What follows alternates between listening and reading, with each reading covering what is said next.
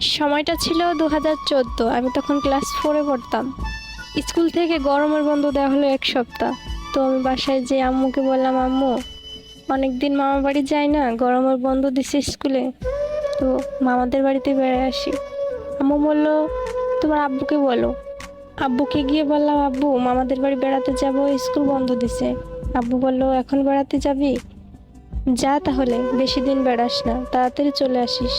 আম্মু বলল, আজ তো বৃহস্পতিবার, কাল যাস, কাল তো শুক্রবার, কাল আমি ডাক্তার কাছে যাব, ওখান থেকে ওষুধ কিনে নিয়ে তোর এগিয়ে দিয়ে আমি চলে আসব।